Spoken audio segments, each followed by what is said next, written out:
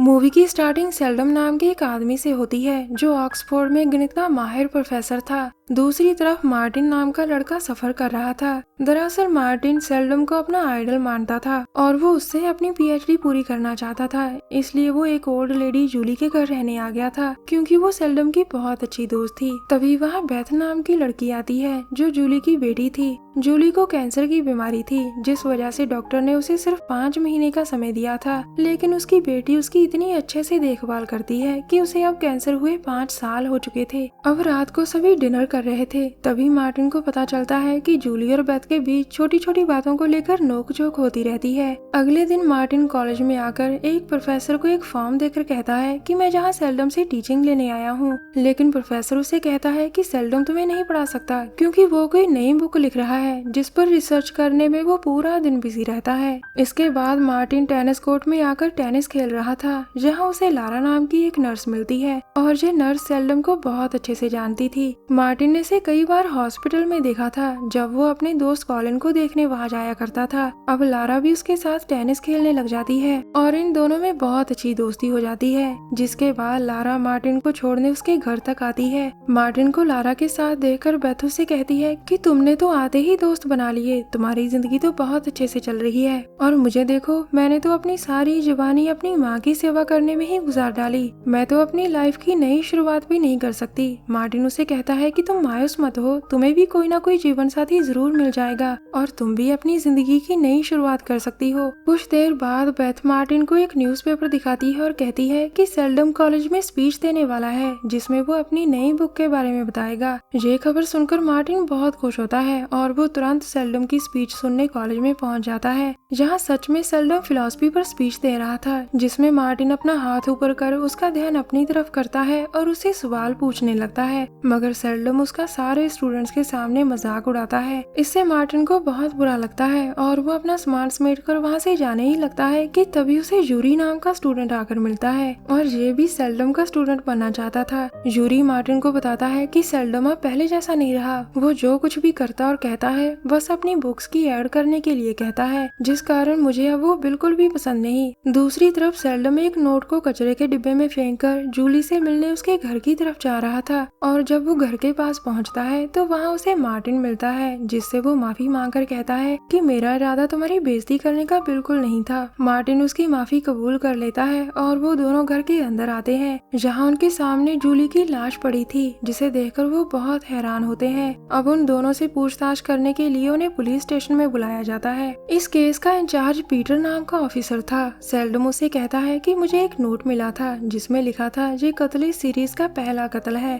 और नीचे जूली का एड्रेस लिखा हुआ था। जब पीटर उससे वो नोट दिखाने को कहता है तो सेल्डम उसे कहता है कि मैंने तो उसे फेंक दिया। साथ ही साथ वो कहता है कि जब से मैंने अपनी book logical series of murders लिखी है तब से मुझे रोज ऐसे नोट्स मिलते हैं, इसलिए मैं इन्हें सीरियसली नहीं लेता। जिसके बाद स्कॉट नाम का ऑफिसर उस नोट को ढूंढने के लिए चला जाता है। अब सेल्डम पीटर से कहता है कि नोट में पहला लिखा था, यानी और भी कत्ल हो सकते हैं, जिसे सुनकर पीटर हैरान होता है। वहाँ से बाहर निकलकर मार्टिन सेल्डम से कहता है कि हत्यारे ने जूली को क्यों चुना जबकि वो तो कुछ ही दिनों की मेहमान थी। उसी रात बेथ मार्टिन के कमरे में आती है और उससे कहती है कि पुलिस ने मुझसे भी पूछताछ की, उन्हें लगता है कि मैंने ही अपनी माँ को मारा है क्योंकि उसकी मौत के बाद उसकी सारी जायदाद मेरी हो जाएगी। आगे बेथ उसे बताती है कि मैंने अपनी माँ को नहीं मारा, मगर जो भी हुआ वो अच्छा हुआ क्योंकि मैं अब जूली की सेवा करते करते थक चुकी थी। इतना कहकर वो मार्टिन के करीब होने की कोशिश करने लगती है, लेकिन फिर उसे माफी मांगकर वहाँ से भाग जाती है। अगले दिन मार्टिन सेल्डम से मिलता है जहाँ सेल्डम उसे कहता है कि अगर हत्यारा पकड़ा ना गया या फिर दूसरी हत्या ना हुई तो जूली के कत्ल का सारा आरोप बेथ पर लग जाएगा, जिसे सुनकर मार्टिन घबरा गया था। इसके बाद मार्टिन अपने दोस्त कॉलिन से मिलने हॉस्पिटल जाता है जहाँ उसकी मुलाकात फ्रैग नाम के एक आदमी से होती है जो दिमागी रूप से कमजोर बच्चों की स्कूल बस चलाने का काम करता था। दरअसल फ्रैग की बेटी का लंग्स ट्रांसप्लांट होना था जिसके लिए उसे कोई डोनर नहीं मिल रहा रहा था और मार्टिन को फ्रैग भी दिमागी रूप से कमजोर ही लग रहा था।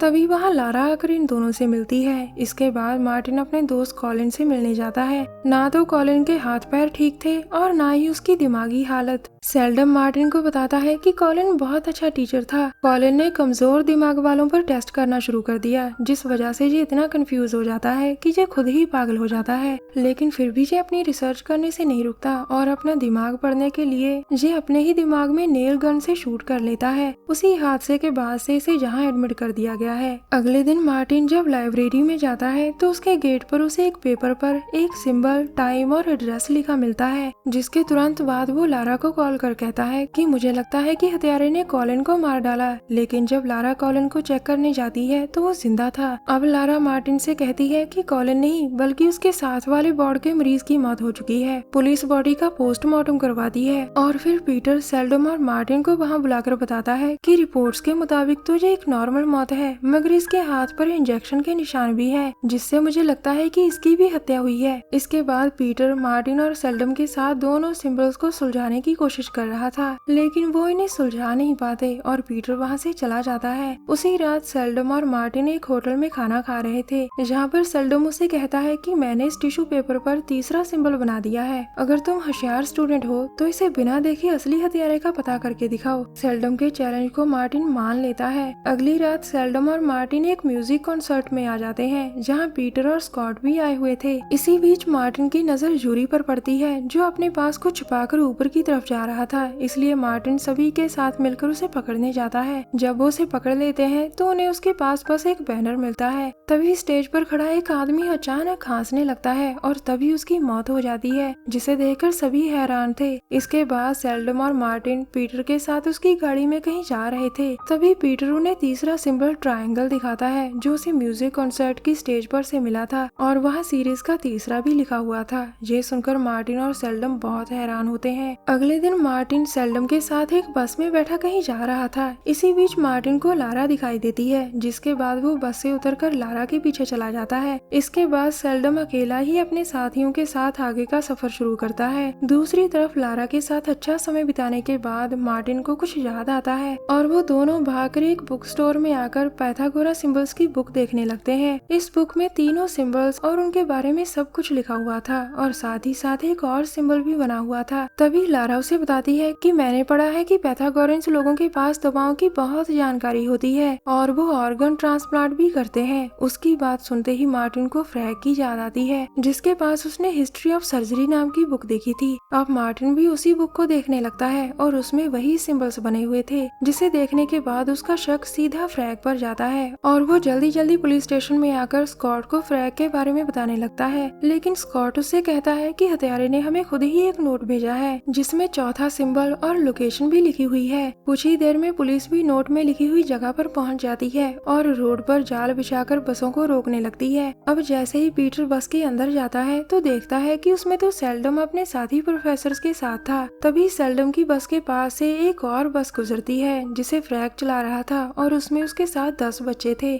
थोड़ी ही आगे जाकर फ्रैग की बस का एक्सीडेंट हो जाता है। तभी मार्टिन और लॉरा भी वहां आ जाते हैं। पीटर कहता है कि बस का दरवाजा खुला है, जिसे देखकर लगता है कि फ्रैग ने भागने की कोशिश की थी, मगर वो भाग नहीं पाया। फ्रैग की मौत के साथ ही इस केस को क्लोज कर दिया जाता है, क्योंकि सभी फ्रैग को हत्यारा मान रहे थे। कुछ दिनों बाद मार्टिन जब वापस जाने के लिए एयरपोर्ट जाता है तो वो अपना पासपोर्ट खोलता है, जिसमें सेल्डम का दिया हुआ टिश्यू पेपर था और इसमें कोई सिंबल नहीं बना हुआ था। जिसके बाद वो अपना जाना कैंसिल कर वापस सभी क्राइम सीन्स की फोटोज चेक करने लगता है, जिन्हें चेक करते हुए उसे बहुत खास सबूत नजर आता है और वो सभी कड़ियों को जोड़ने के बाद सीधा सेल्डम के पास आ गया था। जहाँ आकर वो सेल्डम से कहता है कि मुझे पता चल गया है कि असली हत्यारा फ्रैग नहीं था बल्कि बेथ है और उसी ने परेशान होकर जूली को मार डाला था, क्योंकि वही गुस्से में आकर ऐसा कर सकती थी और उसी वजह से जूली की नाक पर चोट लगी थी। इसके बाद उसने मदद के लिए तुम्हें नोट भेजा और नोट पढ़ते ही तुम बेथ को बचाने के लिए निकल पड़े, क्योंकि क्योंकि तुम उसे पसंद करते हो, लेकिन जूलिया के घर में मुझसे मिलने के बाद तुम सबूत नहीं मिटा सके और तुमने अपने आप ही एक कहानी बना डाली और बेथ पर से आरोप हटाने के लिए तुमने ही सारे नोट छोड़े थे। हॉस्पिटल में मरे मरीज और कॉन्सर्ट में हुई मौत नॉर्मल थी, लेकिन तुमने अपना दिमाग चलाया और उनके मरने के बाद उनकी मौत को हत्या में बदल डाला। और रही बात फ्रैग की,